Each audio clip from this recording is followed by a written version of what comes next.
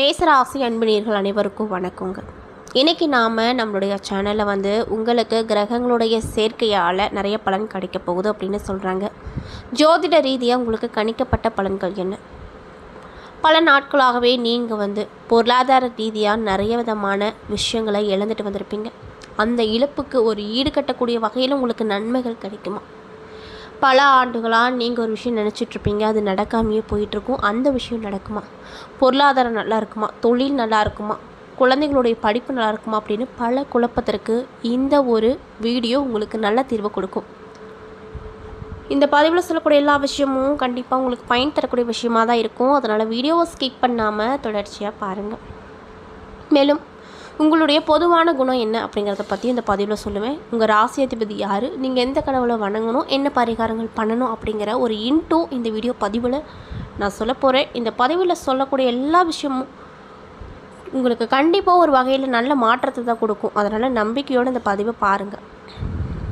மேலும் உங்களுக்கு பழனி ஆண்டவனை ரொம்ப ரொம்ப பிடிக்கும்னா அந்த வீடியோக்கு ஒரு லைக் பண்ணிவிட்டு நம்மளுடைய கமெண்ட் பாக்ஸில் பழனி ஆண்டவனுக்கு அரோகரா அப்படின்னு சொல்லி மறக்காமல் பதிவிடுங்க. ஸோ இப்போ வாங்க அடுத்தடுத்த காலகட்டம் இந்த மேசராசிக்கு எப்படி இருக்க போகுது அப்படின்றத பற்றி தெளிவாக பார்த்து தெரிஞ்சுக்கலாம். பொதுவாக மேசராசி யார், இவங்க ராசி அதிபதி யார், இவங்களுக்கு ஏற்ற கலர் என்ன, எந்த கடவுளை என்ன தேதி அதாவது என்ன கிழமைகளை வழிபாடு செய்யணும் அப்படிங்கிறத பார்க்கலாம். மேசராசி அவங்களுடைய அதிபதி வேறு யாரும் இல்லை, செவ்வாய் பகவான். உங்கள் ராசிக்கான இஷ்ட கடவுள் முருகப்பெருமான். அதே போல் உங்கள் ராசிக்கான உங்களுக்கு ஏற்ற நிறம் அப்படிங்கிறது சிவப்பு அப்படின்னு சொல்கிறாங்க. இடத்துக்கு நீங்கள் ஏதாவது போகிறீங்க, இந்த விஷயம் நம்மளுக்கு நல்லபடியாக முடியணும் அப்படின்னு நினைக்கிறீங்கன்னா உங்கள் கையில் ஒரு சின்ன சிகப்பு கலரில் கர்ச்சீஃப் சம்மந்தப்பட்ட ஏதோ ஒரு விஷயம் துணி வகையில் ஏதோ ஒன்று கையில் வச்சுக்கோங்க. கண்டிப்பாக உங்களுக்கு வெற்றியை கொடுக்கும். நீங்கள் என்ன நினச்சிட்டு போகிறீங்களோ அந்த காரியம் நடக்கும். அதே போல் உங்களுக்கு ராசி ரீதியாக முருகப்பெருமான் தான் ராசி கடவுளாக சொல்லப்படுது. அப்படிப்பட்ட முருகப்பெருமானுக்கு உகந்த நாள் அப்படின்னு கேட்டால் அது செவ்வாய்க்கிழமை தான். ஸோ செவ்வாய்க்கிழமை தோறும் முருகப்பெருமானுக்கு நெய் தீபம் ஏற்றி வழிபட்டு வந்தீங்கன்னா உங்கள் வாழ்க்கையில் நிறைய விதமான மேன்மையை பார்க்கலாம். இப்போ உங்களுக்கு அதாவது உங்கள் ராசி ரீதியாக என்ன மாதிரியான விஷயங்கள் நடக்கும் அப்படின்றத பார்த்துட்டோம். இப்போ உங்களுடைய குணாதிசயம் என்னங்கிறத சொல்கிறேன். மேச ராசி ஒரு அற்புதமான ராசி, ஏமாந்த ராசி. யார் என்ன சொன்னாலும் ஏமாந்துறாங்க. அந்த ஏமாந்த சோழகிரி அப்படின்னு சொல்கிறாங்கல்ல, அந்த பேர் பக்காவாக 10 பொருத்தமும் செட் ஆகக்கூடிய ஒரு ராசி தான் மேசராசி. எவ்வளோ தூரம் வேணாலும் இவங்களை நீங்கள் ஏமாற்றிக்கலாம். எல்லாத்துக்கும் ஏமாறுவாங்க. இவங்களை நம்ம ஏமாத்துறாங்கன்னு தெரிஞ்சும் ஏமாறக்கூடிய ஒரு ராசினா அது இந்த மேசராசி தான். ரொம்ப அப்பாவி, எல்லாத்துக்கும் அமைதியாக போவாங்க. ஆனால் எல்லாமே ஒரு எல்லைக்கு மீறி தான். இல்லைனா ரொம்ப கோவப்பட்டுட்டாங்கன்னா இவங்களுடைய மற்றொரு முகத்தை நீங்கள் பார்க்க வேண்டியதாக இருக்கும். அது இன்னும் உங்களுக்கு பார்க்கவே முடியாத அளவுக்கு தான் இருக்கும். ரொம்ப நல்லவங்க, மற்றவங்க நல்லா இருக்கணும், நம்மளை சுற்றி இருக்கவங்க ரொம்ப நல்லா இருக்கணும், நம்ம எப்படி போனால் என்ன அப்படின்னு யோசிக்கக்கூடிய தன்மை பெற்றவங்க. இவங்க எப்படி 12 ராசியில் முதல் ராசியாக வருவாங்களோ அதே போல் தாங்க எல்லா இடத்துலையும் முதல் இடத்துல இருக்கணும் அப்படின்னு ரொம்ப ரொம்ப ஆசைப்படுவாங்க. இதனாலேயே எல்லா விஷயத்தையும் தெரிஞ்சுக்குவாங்க. எதுலேயும் நம்ம பின்னாடி போயிடக்கூடாது அப்படிங்கிற எண்ணம் எப்போவுமே இவங்கக்கிட்ட இருக்கும். ஆனால் இது பொறாமையாக இருக்காது, ஆசையாக இருக்கும். 12 ராசியில் நம்ம எப்படி முதல் ராசியாக இருக்கோம், ஃபஸ்ட்டு வர ராசி நம்ம ராசி தான். அதே மாதிரி தான் எல்லாத்துலேயும் நம்ம முன்னாடி இருக்கணும், முதன்மையாக இருக்கணும் அப்படின்னு தான் ஆசைப்படுவாங்க. பொறாமை துளி கூட இவங்கக்கிட்ட இருக்காது. ஆனால் இவங்களை சுற்றி இருக்கவங்க இவங்களை ரொம்பவே மிஸ்யூஸ் பண்ணிக்குவாங்க. அவங்க தேவைக்கு பயன்படுத்திட்டு அதுக்கப்புறம் தனியாக விட்டுட்டு போயிடுவாங்க. இதை நினச்சி நிறையா நாள் அழுதுட்டு வந்தவங்க தான் இந்த மேசராசிக்காரங்க. இவங்களை பொறுத்த வரைக்கும் மனசில் எதையும் வச்சுக்க மாட்டாங்க. உடனே மற்றவங்கக்கிட்ட ஷேர் பண்ணிடுவாங்க. அவங்க ரொம்ப நாள் நீண்ட நாள் நண்பராக இருந்தாலும் சரி, புதுசாக 5 நிமிஷத்துக்கு முன்னாடி பார்த்த நபராக இருந்தாலும் சரி, இப்போ வரைக்கும் அவங்க வாழ்க்கையில் என்னென்ன மாதிரியான விஷயம், என்னென்ன மாதிரியான பிரச்சனைகள், என்னென்ன மாதிரியான மகிழ்ச்சி தரக்கூடிய சம்பவங்கள்லாம் நடந்திருக்கோ அதை எல்லாமே ஒப்பிச்சிருவாங்க. அந்தளவுக்கு மனசில் எதுவும் இருக்காத வெள்ளந்தி நபர்கள் இவங்க என்ன தான் நல்லவங்களாம் மற்றவங்களுக்கு பண்ணாலுமே சுற்றிக்கிறவங்க இவங்களை குளிப்பறிக்க தான் பார்ப்பாங்க. இவன் நல்லாவே வரக்கூடாது, இவனை அப்படியே ஆஃப் பண்ணிவிட்டு நம்ம முன்னாடி போயிடணும் அப்படின்னு நினச்சவங்க தான் ரொம்ப அதிகம். இதனாலேயே வாழ்க்கையில் சோர்வாக இருப்பாங்க. அதிகமாக இவங்க சோர்வாக இருக்கிறதுக்கு காரணமே இவங்களை சுற்றி இருக்கவங்க இவங்களை மோட்டிவேட்டே பண்ண மாட்டாங்க. ஆனால் இவங்க மற்றவங்களுக்கு மோட்டிவேட் பண்ணி அவங்கள முன்னாடி கொண்டு வர வைப்பாங்க. தான் கூட இருக்கிறவங்க கெட்டவங்கன்னு தெரிஞ்சுமே அவங்க கிட்ட எப்பயும் போல தான் பேசி பழகுவாங்க. அது மட்டும் இல்லாமல் இவங்க சுறுசுறுப்பாக இருக்கணும் அப்படின்னு ரொம்ப ஆசைப்படுவாங்க. கொஞ்சம் நேரம் கூட அமைதியாக இருக்க மாட்டாங்க. ஏதோ ஒரு வேலையை டமால் டுமால் போட்டு செஞ்சுக்கிட்டே தான் இருப்பாங்க. இவங்களுக்கு நீங்கள் ஒரு பனிஷ்மெண்ட் கொடுக்கணுன்னா கொஞ்சம் நேரம் சும்மா இரு, சும்மா உக்காரு அப்படின்னு சொன்னீங்கன்னா அதுதான் உலகிலேயே இவங்களுக்கு கொடுக்கப்பட்ட பெரிய ஒரு தண்டனையாக அவங்க சொல்லுவாங்க.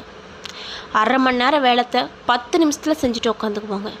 அந்தளவுக்கு சுறுசுறுப்பாக இருப்பாங்க. வேகமாக எதாக இருந்தாலும் புரிஞ்சுக்குவாங்க. நம்ம கற்றுக்கிட்ட விஷயங்கள் எல்லாமே மற்றவங்களும் தெரிஞ்சுக்கணும் அப்படின்னு ரொம்ப ஆசைப்படுவாங்க.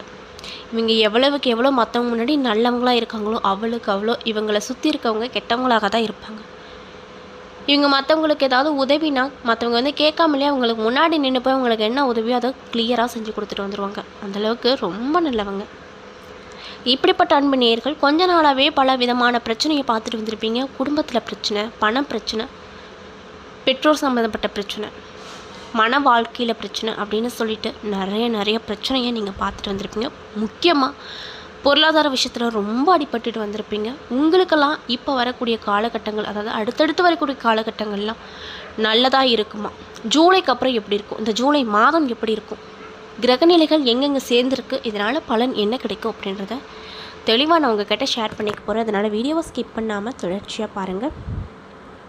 இந்த பதிவை மேசராசிக்காரங்க பார்க்குறீங்கன்னா உங்கள் கேரக்டர்லாம் நான் கரெக்டாக சொல்லியிருந்தால் மறக்காமல் நம்மளுடைய கமெண்ட் பாக்ஸில் ஆமாங்கன்னு மட்டும் பதிவு பண்ணுங்கள். ஸோ வாங்க நம்ம வீடியோக்குள்ளே போகலாம். மேசராசிக்காரங்களை பொறுத்த வரைக்கும் அவங்க எப்படிப்பட்டவங்க அப்படின்னு பார்த்தீங்கன்னா ரொம்ப தைரியமான ஆளுங்க. எந்த விஷயமா இருந்தாலும் நேருக்கு நேராக ஒத்தி பார்க்கக்கூடிய நபர்கள் தான் மோஸ்ட்லி இவங்க இருப்பாங்க. இவங்களுக்கு இயல்பாகவே இந்த குணத்துலேயும் இருக்கும். ஆனால் இவங்களுக்கு கிரகங்களுடைய சேர்க்கையால் சில பல முக்கியமான விஷயங்கள்லாம் நடக்க போகுது அப்படின்னு சொல்கிறாங்க. குறிப்பாக சந்திர பகவான் வந்து உங்கள் ராசியில் சில சவால்களை உங்களுக்கு கொடுப்பாரு. சில இடத்துல அவங்களுடைய சஞ்சாரம் அமைவதால் உங்களுக்கு தேவையில்லாத இடத்துல கோபம் வரும். அதை எப்படி தடுக்கணும் அப்படின்னே தெரியாத வகையில் சண்டை சச்சரவுகள் வரும். இதனாலேயே நீங்கள் மனம் நொந்து போவீங்க. அதனால் அடுத்து வரக்கூடிய காலகட்டத்தில் நீங்கள் ரொம்ப கவனமாக இருங்க. எந்த விஷயமா இருந்தாலும் பக்குவமாக கையாளுங்க. யார் மேலேயும் எந்த கோபமும் படாதீங்க.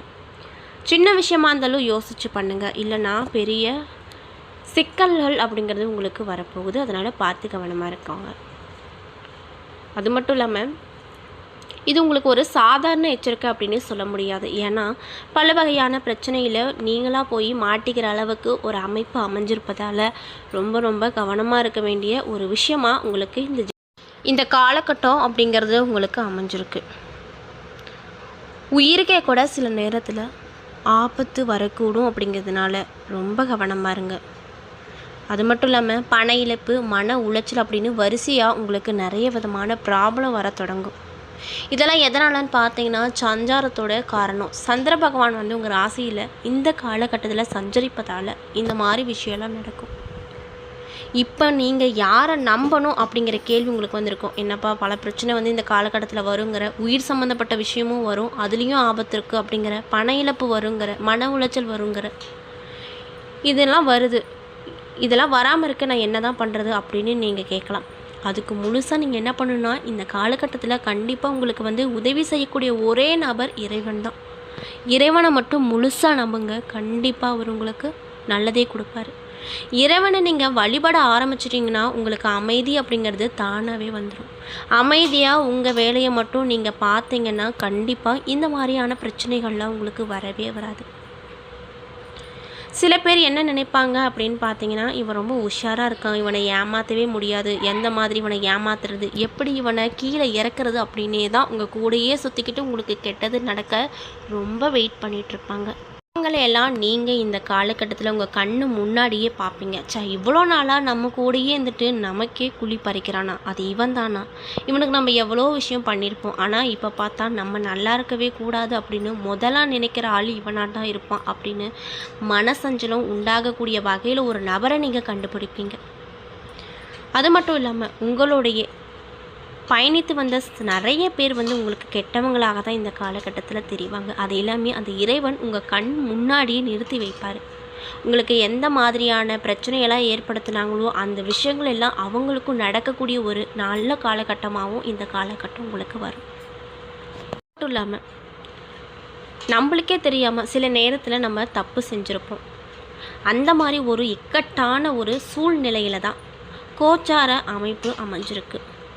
அது மட்டும் இல்லாமல் முக்கியமாக அடுத்தடுத்து வரக்கூடிய காலகட்டத்தில் நீங்கள் எச்சரிக்கையாக என்ன மாதிரியான விஷயத்தில் நடந்துக்கணும்னு பார்த்தீங்கன்னா, உங்கள் வாயில் இருந்து வரக்கூடிய ஒவ்வொரு வார்த்தைக்கும் ஒவ்வொரு விதமான விஷயங்கள் நடக்கும். அதாவது நீங்கள் ஒரு வார்த்தை சொல்கிறீங்கன்னா அது வந்து உங்களுக்கு நன்மையில் தெரியும், மற்றவங்களுக்கு அது யதார்த்தமாக தெரியாது.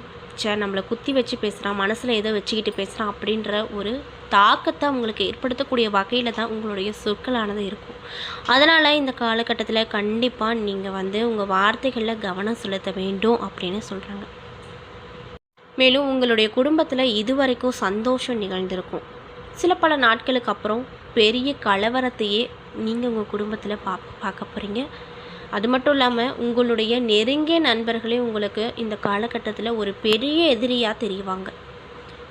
இதெல்லாம் கொஞ்ச நாளைக்கு மட்டும்தான், அதனால் பயந்துக்காதீங்க. அந்த கடவுளை நம்புங்க. அந்த கடவுள் கண்டிப்பாக உங்களுக்கு வழிகாட்டுவாங்க. உங்களுக்கு ஏதாவது கெட்ட விஷயம் நடக்கிறதா கூட அது நல்ல விஷயமாக மாற்றி கொடுப்பாங்க. மேலும் உங்களுக்கு இந்த காலகட்டம்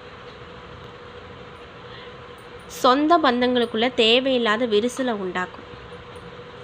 இதையெல்லாம் தாண்டி நீங்கள் வரணும் அப்படின்னா கண்டிப்பாக இறைவனுடைய அருள் கண்டிப்பாக கிடைக்கணும். அந்த இறைவனை வணங்கிட்டு வாங்க. அது மட்டும் இல்லாமல் இந்த காலகட்டத்தில் நீங்கள் ரொம்ப தெளிவாக இருப்பீங்க, ஆழமாக யோசிப்பீங்க. எந்தெந்த பிரச்சனை நம்மளுக்கு வரப்போதோ அதுலேருந்து எப்படி மீளறது அப்படிங்கிற ஒரு ஞானோதயம் உங்களுக்கு வரும். அதை கப்புன்னு பிடிச்சிக்கிட்டிங்கனாவே கண்டிப்பாக உங்களுக்கு எப்படியாப்பட்ட பிரச்சனை வந்தாலுமே ஈஸியாக வெளியே வந்துடலாம். அது மட்டும் இல்லாமல் இந்த காலகட்டத்தில் உங்கள் ராசி அதிபதி அப்படின்னு சொல்கிறாங்கல்ல, அந்த செவ்வாய் பகவான் அவருடைய நிலை அப்படிங்கிறது கொஞ்சம் பலவீனமாக இருக்கிறதுனால இந்த காலகட்டத்தில் நீங்கள் ஏதோ ஒரு பிரச்சனை யாருக்கும் நடக்குது, அவங்களுக்கு நீங்கள் நியாயம் கேட்டு போகிறீங்க அப்படின்னா அந்த இடத்துல உங்களுக்கு அதுவும் மிகப்பெரிய அவமானம் நடக்கும். யாருக்கு சப்போர்ட் பண்ணிவிட்டு நீங்கள் சண்டைக்கு போகிறீங்களோ அவங்க கண்டிப்பாக உங்களுக்கு அகெயின்ஸ்டாக அந்த இடத்துல பேச போகிறாங்க. அதனால் யாருக்கு எந்த பிரச்சனை வந்தாலும் இப்போதைக்கு எந்த ஒரு விஷயத்துக்கும் உதவி செய்ய வேண்டாம் அப்படின்னு சொல்கிறாங்க. இதில் எதனாலனா உங்கள் ராசி அதிபதியோட பலவீனத்தால் தான் உங்களுக்கு எந்தெந்த மாதிரியான பிரச்சனைகள்லாம் வரும் அப்படின்னு சொல்லப்படுது. குறிப்பாக சொல்ல போனோன்னா ஃபஸ்ட்டு ஒரு விஷயம் உங்களுக்கு கண்டிப்பாக தவிர்த்துக்கணும் அப்படின்னு சொல்லக்கூடிய விஷயம் என்னென்னு பார்த்தீங்கன்னா, மற்றவங்களோட பிரச்சனைக்கு பஞ்சாயத்துக்கு போகிறத நீங்கள் முற்றிலும் தவிர்த்துக்கணும். ஏன்னா அதுதான் உங்களுக்கு பெரிய வெள்ளங்கத்தை கொண்டு சேர்க்கும். அதனால் இப்போதைக்கு மற்றவங்க பிரச்சனையில் நீங்கள் தலையிடாமல் இருப்பது தான் உங்களுக்கு நல்லது. இல்லைனா மற்றவங்க பிரச்சனை உங்களுடைய பிரச்சனையாக மாறிடும். ஆல்ரெடி உங்களுக்கே பல பல பிரச்சனைகள் வரிசையாக வந்துட்டுருக்கிற நிலையில் மற்றவங்களோட பிரச்சனையும் நீங்கள் எடுத்துக்காதீங்க. அதனால் பார்த்து கவனமாக இருங்க. மேலும் மற்றவங்களுக்கு ஏதாவது ஒரு அட்வைஸ் பண்ணுறீங்கன்னா கண்டிப்பாக இந்த காலகட்டத்தில் அது தப்பாக தான் அவங்கக்கிட்ட போய் சேரும். முடிஞ்ச அளவுக்கு மற்றவங்களுக்கு அட்வைஸ் பண்ணுறதை விட்டுருங்க. மற்றவங்க பிரச்சனை வம்பு தும்புக்கெல்லாம் போகாதீங்க. நீங்கள் பாட்டுக்கு உங்கள் வேலையை பார்த்துட்டு போய்கிட்டே இருங்க. அப்படி இருந்தால் மட்டும்தான் இந்த காலகட்டத்தில் இருந்து உங்களுக்கு நடக்கக்கூடிய ஒவ்வொரு கெட்ட விஷயத்தில் இருந்தும் உங்களால் தப்பிக்க முடியும். பஞ்சாயத்து நடக்கிற இடத்துக்கு போயிட்டிங்கன்னா அந்த நடக்கக்கூடிய விஷயங்கள் எல்லாமே உங்களுக்கு கெட்ட விஷயமாக மாறக்கூடும். அதனால் எங்கேயும் போக வேண்டாம். நீங்கள் இதனால் பலவிதமான பிரச்சனை சிக்கிக்கிட்டிங்கன்னா வருத்தப்பட வேண்டிய ஒரு சூழ்நிலையானது இந்த காலகட்டத்தில் உங்களுக்கு கிடைக்கும். ரொம்ப இலகிய மனசுக்காரங்க இவங்க. அது மட்டும் இல்லாமல் மற்றவங்க ஏதாவது கஷ்டத்தில் இருக்காங்க, அழுதுட்ருக்காங்க அப்படின்னா உடனே ஓடி போய் உதவி செஞ்சுட்டு வருவீங்க.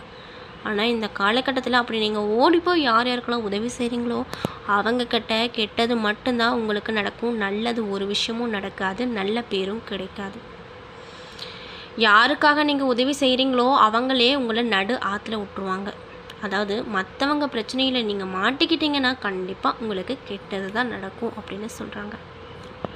உங்களுக்கு ரொம்ப நாளாக பழக்கத்தில் இருக்கவங்க அவங்க ஒரு இடத்துல பணத்தை போடுங்க, அடுத்த மாதத்தில் ரெட்டிப்பாக எடுத்துக்கலாம், கண்டிப்பாக கிடைக்கும், என்னை நம்புங்க அப்படின்னு ஆசையான வார்த்தைகள்லாம் சொல்லுவாங்க. அதை நம்பி நீங்களும் புதிய முதலீடு இப்போதைக்கு போடாதீங்க.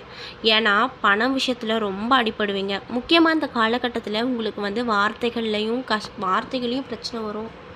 மற்றவங்களுக்கு உதவி செய்வதன் மூலமாகவும் பிரச்சனை வரும். முதலீடு, அதாவது முக்கியமாக புதிய முதலீடு ஏதாவது பண்ணுறீங்கன்னா அதில் தான் பல பிரச்சனைகள் வரும். இந்த விஷயத்தெல்லாம் தவிர்த்துக்கிட்டிங்கன்னா கண்டிப்பாக இந்த ஜூலை மாதத்தில் நல்ல திருப்பு முனைகளை நீங்கள் கண்டிப்பாக பார்க்க முடியும். உங்கள் ஒட்டுமொத்த சேமிப்பும் ஒரே நாளில் கரைஞ்சிரும். அப்புறம் கண்ணீர் மட்டும்தான் உங்களுக்கு கிடைக்கும். ஆல்ரெடி பொருளாதார ரீதியாக நீங்கள் போன மாதத்தில் பலவிதமான சிக்கலை பார்த்துருப்பீங்க. கையில் எவ்வளோ காசு இருந்தாலும் தங்கியிருக்காது. ஏதோ ஒரு வகையில் சுப செலவுகளும் வந்திருக்கும், அசுப செலவுகளும் வந்திருக்கும். அதையெல்லாம் தாண்டி அதுக்கப்புறமாவது காலகட்டம் நம்மளுக்கு நன்மையை தருமா அப்படின்னு ரொம்ப ஏக்கத்தோடு நீங்கள் இருந்துகிட்ருக்கீங்க. இந்த ஏக்கத்தை தீர்க்கணும் அப்படின்னா கண்டிப்பாக இப்போதைக்கு எந்த ஒரு முதலீடும் பண்ணாதீங்க. உங்கள் கையில் எந்த அமௌண்ட் இருக்குதோ அதை வச்சு சிக்கனமாக நீங்கள் செலவு செஞ்சிங்கன்னாவே உங்களுக்கு எந்த ஒரு பிரச்சனையும் வராது அப்படின்னு சொல்கிறாங்க. அது மட்டும் இல்லாமல் உங்களுக்கு இந்த காலகட்டத்தில் உங்களுடைய புத்திசாலித்தனம் வெளியில் தென்படும், தெளிவு கிடைக்கும். யார் நல்லவங்க யார் கெட்டவங்க அப்படிங்கிறத புரிஞ்சுக்குவீங்க. இந்த காலகட்டத்தில் உங்கள் கூட இருக்கவங்களே நல்லவங்களா கெட்டவங்களா, நம்மளுக்கு நன்மை நினைக்கிறாங்களா தீமை நினைக்கிறாங்களா அப்படிங்கிறத ஈஸியாக கண்டுபிடிக்கக்கூடிய ஒரு ஆற்றல் உங்களுக்கு உங்கள் ராசி அதிபதி இந்த காலகட்டத்தில் கொடுக்க போகிறாங்க. அது மட்டும் இல்லாமல் கிரகங்களுடைய சஞ்சாரத்தால் உங்களுக்கு ரொம்ப பலன்கள் கிடைக்காது, கம்மியான பலன்கள் தான் இருக்குது. மொத்தத்தில் இந்த கிரகங்களுடைய சஞ்சாரத்தின் படி ரொம்ப மோசமாக இருக்குது. எல்லாத்துலேயுமே நீங்கள் கவனமாக இருக்கணும். இன்னும் சொல்லப்போனால் நீங்கள் இப்போ அமைதியாக இருந்துட்டு உங்கள் வேலையை பார்த்துட்டு மற்றவங்க பிரச்சனையில் நுழையில்லாமல் இருப்பது நல்லதுங்க. யார் என்ன சொன்னாலும் ஆமாம் சரி ஓகே அப்படின்ட்டு இருந்துக்கோங்க. எதிர்த்து யாருக்கிட்டையும் பேசாதீங்க. மற்றவங்கள பற்றி எந்த குறையும் இன்னொருத்தங்க கிட்ட சொல்லாதீங்க. பணி செய்கிற இடத்துல உங்களுக்கு என்ன வேலை சொல்லியிருக்காங்களோ அதை மட்டும் பண்ணுங்கள். மற்றவங்களுடைய வேலைகளை சேர்த்து பண்ணாதீங்க. யாருக்கும் அட்வைஸ் கொடுக்காதீங்க, யாருக்கும் கடன் வாங்கி கொடுக்காதீங்க.